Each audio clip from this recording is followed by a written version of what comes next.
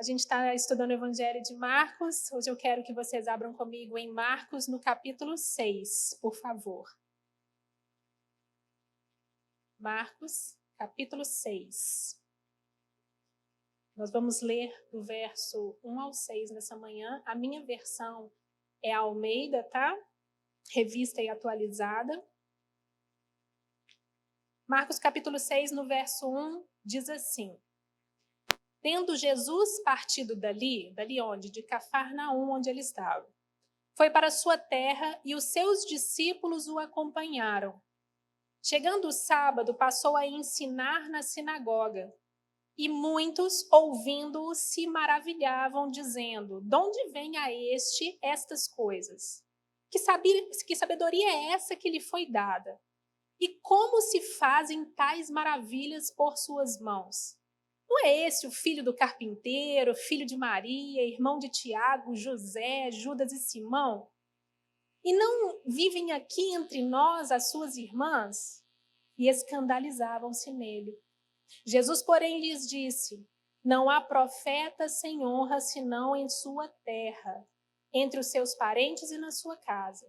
Não pôde fazer ali nenhum milagre, senão curar alguns poucos enfermos, impondo-lhes as mãos. Admirou-se da incredulidade deles, contudo, percorria as aldeias circunvizinhas a ensinar. Vamos orar pela palavra de Deus? Pai querido, nós te damos graças pela tua palavra, Senhor. Que a tua palavra possa penetrar os nossos corações, trazendo exortação, trazendo consolo, trazendo edificação. Espírito Santo, esteja conosco, porque se o Senhor não estiver, serão apenas palavras. Mas com a tua presença, o Evangelho é capaz de nos transformar, de nos moldar. A tua palavra, Deus, é poderosa. Nós te damos graças por essa palavra de hoje, em nome de Jesus. Amém. Queridos, chegamos então ao capítulo 6 do livro de Marcos. A gente tem caminhado por esse evangelho e tem sido uma bênção, graças a Deus. No domingo passado, nós estivemos aprendendo sobre o capítulo 5 e nós vimos como a fé da mulher do fluxo de sangue, ao tocar as vestes de Jesus, a possibilitou de ser curada. Nós vimos também a exortação à fé quando Jesus diz a Jairo: Não temas, crê somente. E teve sua filha também curada. Então, no capítulo 5, nós tivemos exemplos de fé, uma fé que cura, uma fé que vence a morte, uma fé em Cristo que faz todas as coisas. E aí nós chegamos ao capítulo 6 e temos um relato sobre rejeição, um relato sobre incredulidade, uma rejeição a Jesus em sua própria terra. Aqui nessa seção do livro de Marcos, nós temos algo tão forte quanto a fé, que é a falta de fé, a incredulidade. A incredulidade, ela é tão forte, tão poderosa quanto a fé. A Bíblia nos diz muito sobre fé, mas ela também nos diz muito sobre incredulidade. A Bíblia diz que Jesus, aqui nesse texto, ele se maravilhou, ele ficou atônito. E Jesus só se maravilha 2 vezes ao longo da Bíblia. Aqui nesse texto de Marcos 6, que nós acabamos de ler, e um outro episódio registrado em Mateus, quando ele ficou maravilhado com a fé do centurião e disse: Só uma palavra do Senhor vai curar o meu servo. Foram as únicas 2 vezes em que Jesus se maravilhou. A Bíblia nos traz vários relatos de pessoas que ficaram maravilhadas, constantemente maravilhadas com Jesus. Mas Jesus se maravilha nessas 2 ocasiões. Aqui ele fica maravilhado com a incredulidade na sua própria cidade. A cidade onde ele havia crescido. Nós sempre pensamos na fé como algo poderoso. A fé move montanhas. Mas eu quero que hoje a gente entenda que a incredulidade também é poderosa. A incredulidade, ela é uma grande força. O poder da incredulidade, ela é tão grande que se estende por toda a eternidade. Se nós formos pensar, Adão e Eva exerceram incredulidade sobre a palavra de Deus. Fato que trouxe sobre toda a raça humana uma maldição de julgamento eterno, não é verdade? Nos dias de Noé, Noé, que foi um pregador da justiça e do juízo, o mundo não acreditou no que ele pregava e sofreu com o dilúvio sobre as suas próprias cabeças, que afogou ali toda a humanidade, todas as criaturas que estavam fora da arca, poupando só Noé e os seus familiares. Foi também a incredulidade por parte de Israel no deserto que fez muitos morrerem ali mesmo onde eles estavam, antes de entrarem na terra prometida. E a história da incredulidade em Israel, ela é contínua. Mesmo depois de entrarem na terra de Canaã, eles foram julgados repetidas vezes por Deus por sua apostasia e incredulidade. Você pode se lembrar, por exemplo, que Moisés se manteve fora da terra prometida por causa de sua incredulidade. Podemos lembrar também da incredulidade de Acã, demonstrada pela sua desobediência, que fez com que ele e sua família fossem executados. Nós também nos lembramos de Judas, né? No Novo Testamento, o traidor de Jesus. A incredulidade de Judas o levou ao suicídio e ao castigo eterno. Os fariseus e escribas também foram incrédulos até o fim, com raras exceções, e como todos os outros incrédulos, a sua incredulidade resultou neles morrendo em seus pecados e delitos, perdendo o céu e ganhando o inferno. Então, o Novo Testamento ele tem muito a nos dizer sobre crer, sobre acreditar, mas também tem muito a nos dizer sobre a falta de fé. Uma das passagens que nós mais conhecemos, que nós mais falamos, que está lá em João, no capítulo 3, no verso 16, diz que Deus amou o mundo de tal maneira que deu o seu Filho unigênito para que todo aquele que nele crê não pereça, mas tenha vida eterna. Porque Deus não enviou o seu Filho ao mundo para julgar o mundo, mas para que o mundo seja salvo por meio dele. Quem nele crê não é julgado, mas quem não crê já está julgado, porque não crê no nome do Filho unigênito de Deus. Então, nós temos que a incredulidade trouxe maldição sobre a humanidade e que é a incredulidade no Filho de Deus que joga os descrentes no inferno eterno. A incredulidade, ela ativa a ira divina, ela ativa o julgamento divino. Então, a incredulidade, ela é, sim, poderosa. No 8º capítulo do Evangelho de João, no verso 21, nós temos o seguinte: Jesus dizendo para os judeus, ele diz: vou retirar-me e vós me procurareis, mas perecereis no vosso pecado. Para onde eu vou, não podeis ir. Jesus estava lhe dizendo àqueles judeus que não criam nele, que não acreditavam no que ele falava e pregava, que eles iriam morrer em seus pecados. Eles não poderiam ir para onde Jesus estava. Então o Senhor Jesus, ele alertou, ele avisou muitas e muitas vezes: creia em mim, acredite em mim, arrependam-se, eu estou aqui. Mas muitos não creram. Alguns até creram, mas não confessavam, né? A gente tem lá em João capítulo 12, no verso 42, o relato de que muitas das autoridades creram nele, mas não o confessavam, com medo de serem expulsos da sinagoga, né? Eles preferiam ser aceitos por homens do que aceitos por Deus. Em 2 Tessalonicenses, no capítulo 2, nós temos o relato da devastadora consequência da incredulidade. Se nós formos a Apocalipse, no capítulo 21, verso 8, lá fala sobre o fato de que nenhum incrédulo jamais entrará no céu.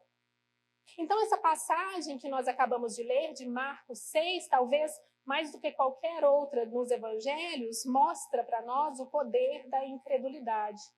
Esse mesmo relato também está no Evangelho de Mateus e no Evangelho de Lucas. No Evangelho de Mateus está no capítulo 13, a partir do verso 53, e no Evangelho de Lucas, no capítulo 4, a partir do verso 16.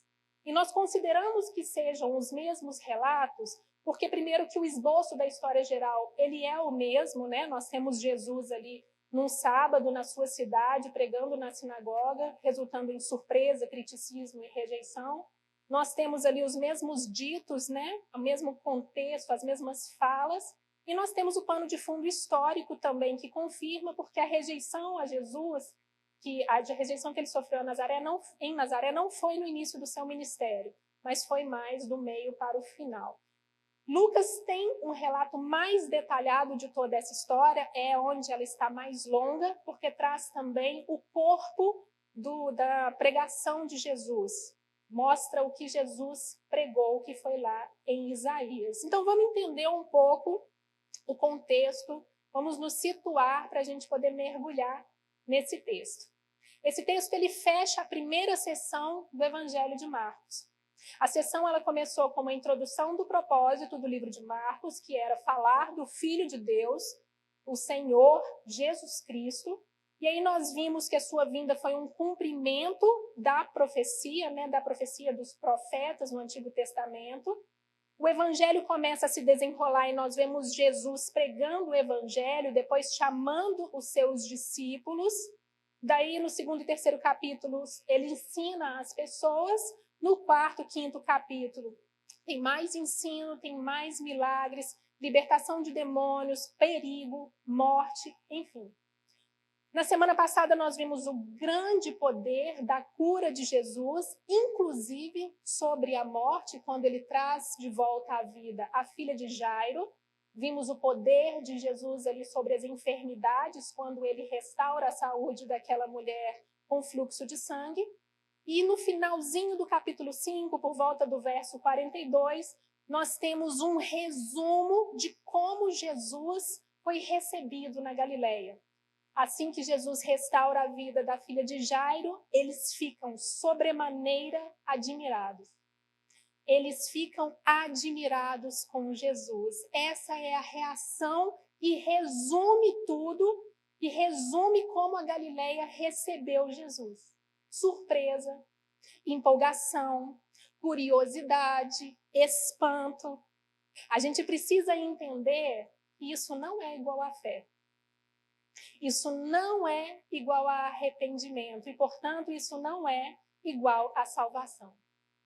Existia interesse, existia curiosidade, muitos ali eram caçadores de emoção, mas eles não tinham fé. Pessoas que queriam ser curadas, pessoas que queriam ser libertas de demônios, que ficavam ali querendo ver as exibições do poder de Jesus. Eles ficavam literalmente empolgados com a sabedoria da fala de Jesus, com aquela autoridade com que ele falava. No geral, assim, parecia que era uma aceitação, mas uma aceitação o quê? Superficial. Eu acho que muitos ali na Galileia, muitas das multidões se encaixariam bem na parábola do solo, que nós temos que as sementes caíram no solo rochoso e caíram no meio das ervas daninhas. Elas até brotam, dá uma aparência de vida, mas sem raízes, sem frutos. Mostra uma resposta emocional imediata, não é verdade? Mas acaba morrendo porque não tem raízes, não tem frutos. Então, nós precisamos nos lembrar também que naquele momento a hostilidade estava aberta ali a Jesus. Os fariseus, os escribas, os herodianos, todos eles já estavam ali conspirando para matar o Senhor. Então, as multidões sabiam disso e estavam ali aceitando Jesus no meio deles porque eles queriam ver as maravilhas. Eles queriam os benefícios do seu poder. Elas ficavam surpresas com o que ele fazia. Então, elas gostavam daquilo que elas estavam vendo. Então, Jesus volta para sua cidade, para Nazaré, e ali nenhuma grande multidão aparece. Não tem multidão nesse momento seguindo. Nesse momento, quem fica maravilhado é Jesus. O normal era que as multidões se maravilhassem, mas agora quem fica maravilhado é o Senhor, é Ele quem se espanta.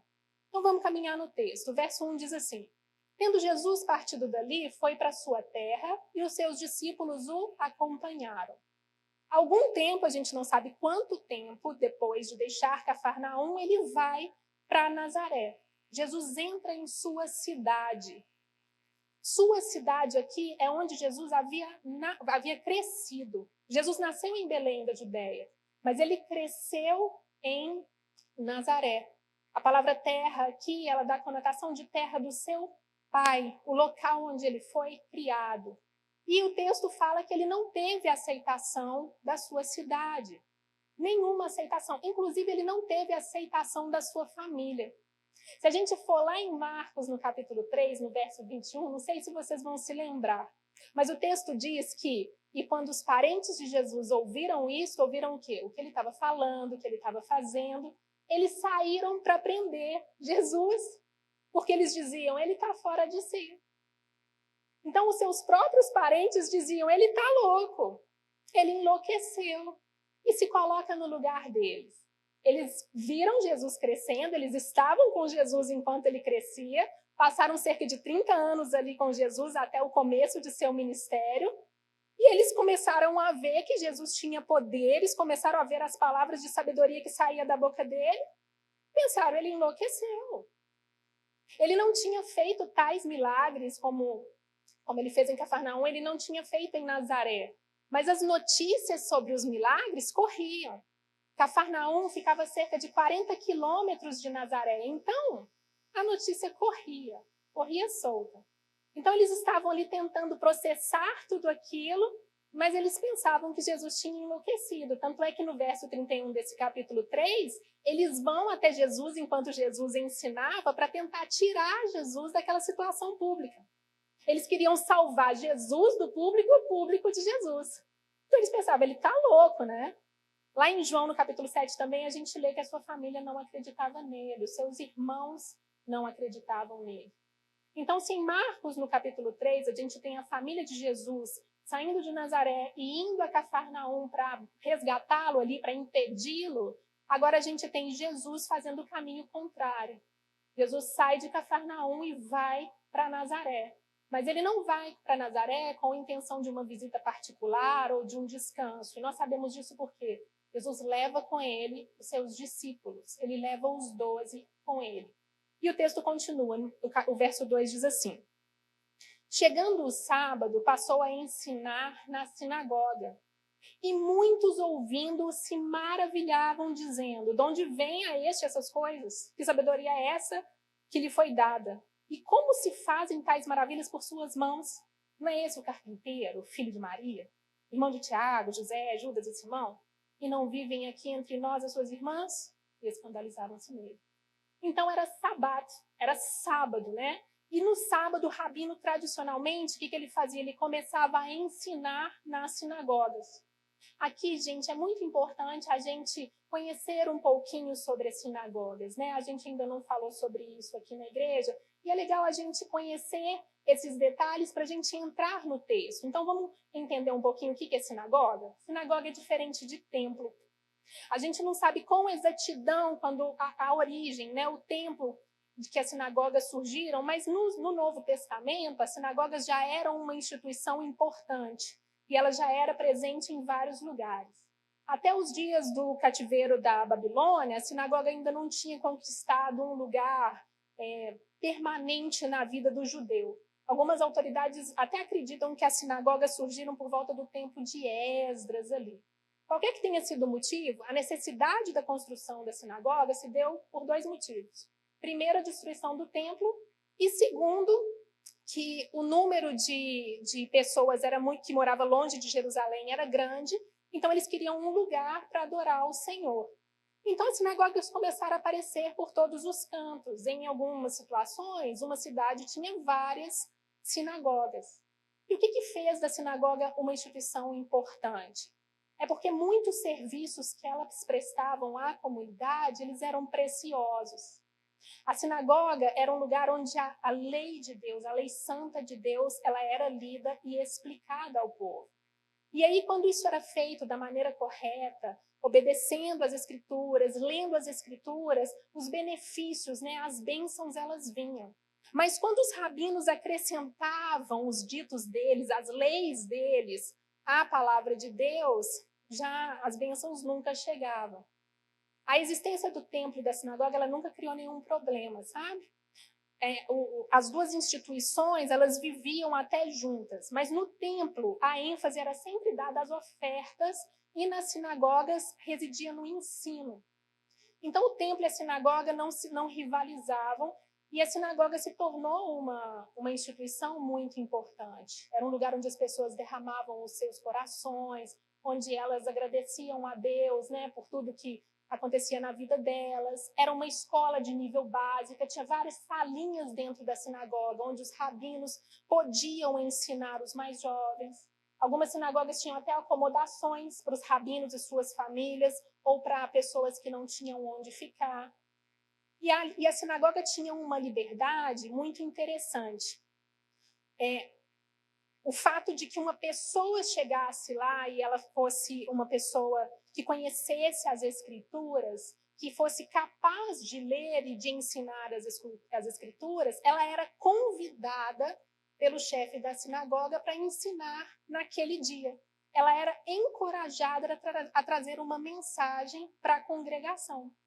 E foi exatamente essa facilidade que permitiu Jesus e mais tarde o apóstolo Paulo e os outros discípulos a pregarem o evangelho para congregações inteiras. Os evangelhos deixam claro que Jesus se aproveitou ao máximo desse privilégio, bem como o apóstolo Paulo também aproveitou para pregar o evangelho dentro das sinagogas.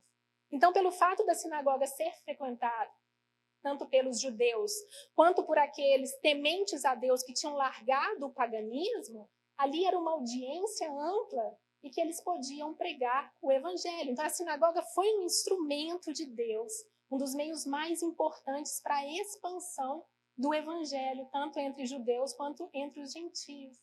Mas o que me comove, assim, ao pensar numa sinagoga e ao pensar em Jesus estando ali pregando numa sinagoga, é porque as sinagogas elas eram construídas de tal maneira que o orador, quem estava pregando, ficava de frente para a cidade santa, para Jerusalém.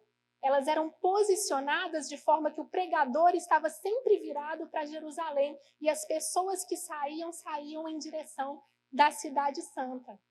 Isso significa que todas as vezes que Jesus estava ali ensinando, todas as vezes que ele estava ali pregando, ele estava olhando para a cidade santa. Ele estava olhando para o local onde ele seria crucificado ao final do seu ministério. Então, a cruz estava sempre ali no coração do nosso Senhor. E isso é precioso demais para a gente entender. É precioso demais quando a gente lê que Jesus estava ali pregando na sinagoga. Quando o apóstolo Paulo está ali pregando nas sinagogas, devem trazer à memória todo esse contexto. E voltando ao texto, em outras passagens, nós vemos que quando o povo fica admirado com Jesus, geralmente é de uma forma positiva. Mas aqui nesse texto, apesar deles terem se admirado com a sabedoria de Jesus, o resultado foi o quê? Rejeição. Se a gente for lá em Lucas, no capítulo 4, no mesmo relato, né? No verso 17, a gente vê que o livro de Isaías foi entregue a Jesus, para que Jesus o lesse. E ele escolheu ler os versos 1 e 2 do capítulo 61, e ao fazer isso, essa porção do livro de Isaías era o Haftará, que era a lição de profetas para aquele sábado, dos profetas para aquele sábado. E o texto de Isaías que foi lido, ele prediz que o Espírito, né, viria sobre o ungido de Deus e que proclamaria as boas novas para os pobres, libertação para os cativos, vistas para os cegos, e anunciaria o ano aceitável do Senhor. O texto diz que Jesus, então, fecha as escrituras, entrega para o assistente, enquanto estava todo mundo olhando para ele, o que Jesus fala? Hoje se cumpriu a escritura que acabais de ouvir. Ele estava afirmando que o seu ministério, que a promessa de Isaías estava se cumprindo nele naquele dia. Aí, como a gente volta a Marcos, e Marcos nos mostra que a primeira reação do povo foi favorável. Eles se maravilharam com aqueles ensinos. Jesus estava falando com tal convicção, com tal novidade, autoridade, graciosidade, que os seus conhecidos ali, os seus conterrâneos, ficaram admirados. No entanto, essa reação favorável, ela passou. Foi super rápido. O entusiasmo que eles estavam ali deu lugar a um criticismo negativo. As palavras eram maravilhosas, mas vindas dele, desse cara aí, do nosso coleguinha, como é que isso é possível? Aquele homem que cresceu com a gente, as coisas que ele fala não combinam com ele. Na verdade, o entendimento das pessoas se conflitavam. Como é que uma pessoa inculta e comum, como era Jesus, que estava ali no meio deles, ele cresceu ali como um carpinteiro, como é que ele tinha tamanha sabedoria? O que dizer sobre esses milagres que ele anda fazendo, essas obras poderosas que estava todo mundo comentando? Qual que era a fonte de tudo isso? Era apenas Jesus, o carpinteiro, para aquela audiência que estava ali. Essa palavra carpinteiro, no original, ela é tecton, e ela dá a conotação de um artesão. Então, Jesus provavelmente fez móveis da casa de muitos que estavam ali. Jesus era conhecido como um carpinteiro. Então, era um deles. No Evangelho de Marcos é chamado de carpinteiro, no Evangelho de Mateus ele é chamado de filho do carpinteiro. E pode ser as duas coisas, tá, gente? Porque José, um carpinteiro, pode ter passado para Jesus esse ofício. Então, as duas colocações elas são consideradas verdadeiras, né? Mas o que as falas retratavam ali era o que um simples carpinteiro sabe a respeito de oratória, o que um simples carpinteiro sabe da interpretação e do cumprimento de profecias. Não é ele o filho de Maria? Você vê aqui que aqui nem fala sobre José, não fala filho de José. Pode ser por dois motivos. José pode ter morrido nessa época, né? Já pode ter falecido, mas também pode ser aquela boca miúda, né? Ele é o filho de Maria, aquela duvidosa, né? Aquela fofoquinha, esse é o filho de Maria. Mas, enfim, de qualquer modo, era uma conotação bem pejorativa. Os irmãos de Jesus também estavam ali presentes. Nós conhecemos dois, Tiago e Judas, né? Que são os autores das epístolas de Tiago e de Judas, mas nós não sabemos nada sobre José e sobre Simão. Aqui diz também que Jesus tinha irmãs. Provavelmente essas irmãs viviam em Nazaré e eram casadas ali em Nazaré e ficaram lá, porque eles falaram, suas irmãs estão aqui no nosso meio. Mas o que nós sabemos sobre isso é que a familiaridade, ela trouxe desrespeito. Ou seja, o fato de que aquelas pessoas de Nazaré conheciam Jesus trouxe desrespeito, trouxe descrença, levou-os a olhar para Jesus com descaso. Quem que esse carpinteiro pensa que ele é? E eles se escandalizaram em Jesus. E aí, então, à medida que o sermão desenrola, lá no livro de Lucas, a gente sabe o que Jesus pregou, ele conclui, e o que ele quer dizer é, eu sou o Messias. Eu vim aqui para pregar o evangelho aos pobres, prisioneiros, cegos e oprimidos. Para aquelas pessoas que estão espiritualmente pobres, para aquelas pessoas que estão espiritualmente presas, oprimidas, cegas. Eu sou o Messias. E eles se ofenderam. E eles ficaram indignados. Eles se escandalizaram. A palavra escandalizaram aqui é escandalizo, do grego. E todas as vezes que ela é usada no Evangelho de Marcos, ela dá uma conotação negativa. Então, ali é o oposto de crer. E aí Marcos fala no verso 4, Jesus, porém, lhes disse, não há profeta sem honra, senão na sua terra, entre os seus parentes e na sua casa.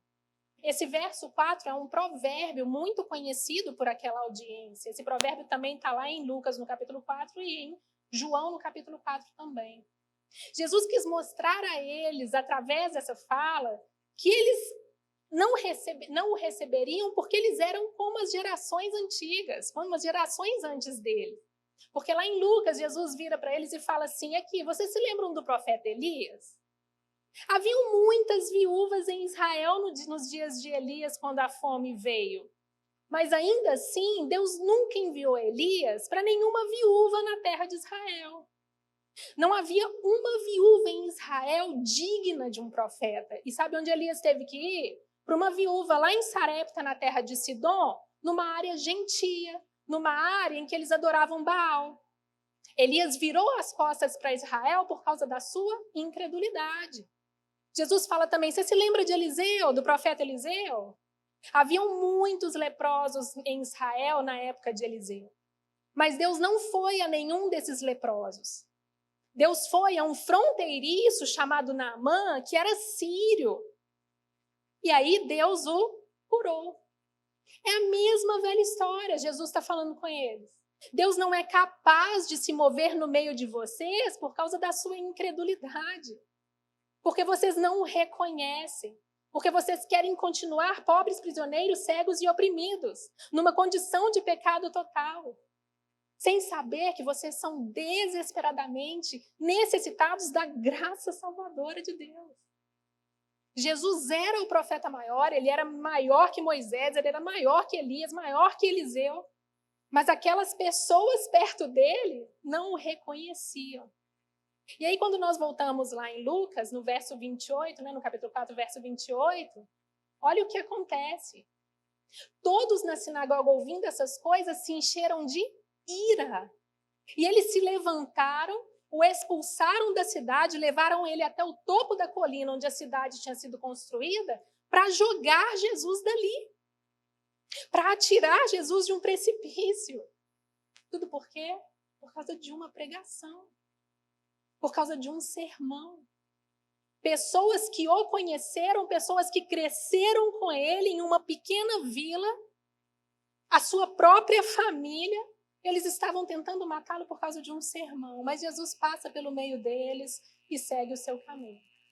E aí no verso 5 do livro de Marcos, que nós estamos lendo hoje, o texto diz, não pôde fazer ali nenhum milagre, senão curar uns poucos enfermos, impondo-lhes as mãos. Admirou-se da incredulidade deles, contudo, percorria as aldeias circunvizinhas a ensinar. Queridos, a incredulidade ela é muito poderosa. É incrível o que a incredulidade é capaz de fazer diante das evidências. É tão surpreendente que surpreende até o nosso Senhor Jesus. Nazaré era uma terra dura de coração.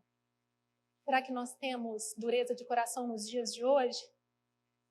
Com tudo o que ouviram de Jesus, com toda a revelação que estava ali diante deles, milagres, maravilhas, um ensino cheio da graça, um ensino cheio de poder, um ensino cheio de autoridade. E ainda assim eles são tão duros de coração que Jesus só pôde se maravilhar com tamanha incredulidade. Admirou-se é taumazo. É um verbo grego que aparece cerca de 30 vezes no Novo Testamento, geralmente para descrever a reação das pessoas a Jesus. As pessoas se maravilhavam com Jesus. As pessoas se admiravam com os ensinos de Jesus. No capítulo 5, quando Jesus liberta aquele endemoniado dos demônios, quando o endemoniado vai pregar ali em Decápolis, as pessoas se maravilhavam com o que ele estava falando. Então, assim, elas estavam maravilhadas com tudo que havia acontecido. Então, essa é uma resposta compreensível ao Senhor, as pessoas se maravilhando. Mas tem que nos espantar o fato de que Jesus se maravilha com a incredulidade deles, porque isso fala da tragédia da responsabilidade humana que nós temos diante da palavra de Deus, diante dos ensinos do Senhor. Fala do fato do pecador ter o dever de responder ao Evangelho, e ele é culpado e responsabilizado por sua própria incredulidade. Isso tem que mexer com a gente. Em João, no capítulo 5, no verso 39, diz assim, examinai as Escrituras, porque julgais ter nelas a vida eterna. E são elas mesmas que testificam de mim, Jesus fala. Contudo, não quereis vir a mim para teres vida. Em Mateus, no capítulo 23, no verso 37, Jesus diz, ele olha para Jerusalém e ele diz, Jerusalém, Jerusalém, que mata os profetas e apedreja os que foram enviados. Quantas vezes quis eu reunir teus filhos como a galinha que ajunta os pintinhos debaixo das asas, e vós não os quisestes. Eu teria reunido, mas você não quis. O pecador incrédulo, ele não quer, ele rejeita, ele diz não, mas ele carrega a responsabilidade por essa falta de vontade. Ele carrega a responsabilidade por essa incredulidade. Todos que rejeitam perecerão. Mas é especialmente surpreendente que aquelas pessoas que estavam ali, vendo, experimentando, elas podiam tocar em Jesus. Quem dera nós pudéssemos agora tocar o Senhor, Ele está aqui na nossa frente. Mas já imaginou? Eles estavam lá vendo Jesus diante deles. a manifestação do poder divino, mas eles eram duros de coração. E o que chama a nossa atenção nessa manhã, nesse breve relato, é que como resultado dessa falta de fé, Jesus é incapaz de realizar milagres em sua terra. Nós vemos o poder e a autoridade de Jesus sobre ventos, sobre ondas, sobre demônios, sobre doenças, sobre a morte. Mas aqui, aparentemente, é como se o divino tivesse encontrado seu adversário na incredulidade daquele povo. Ele não era capaz de fazer nenhum milagre lá. E João Calvino tem uma citação que é assim, abre aspas: os incrédulos, até onde está o seu poder, amarram as mãos de Deus por sua obstinação. Não que Deus seja vencido, como se ele fosse inferior, mas porque eles não permitem que Deus mostre o seu poder. Fecha aspas. A fé no poder de Jesus estava em destaque no capítulo 5. Uma fé explícita como a mulher do fluxo de sangue, uma fé implícita como a de Jairo, poder, dunamis, aparece tanto lá em 5:30, quando a menina é restaurada, como aqui, no capítulo 6, versos 2 e 5. Poder, dunamis. Porém, a incredulidade mina esse dunamis. É como se fosse um juízo do Senhor. Não, você não creu? Não vou poder fazer milagres. Ela vem como um juízo ruim sobre nós, sobre os incrédulos, né? A incredulidade acaba sendo, de alguma forma, obstáculo aos milagres de Jesus.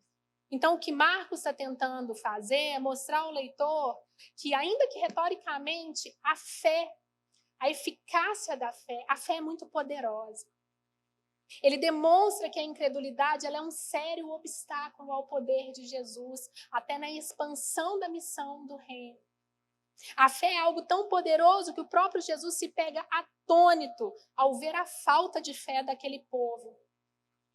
E no verso 5, para não dizer que o povo tem autoridade sobre o poder de Jesus, né, para o leitor não entender que Deus é limitado, não é isso.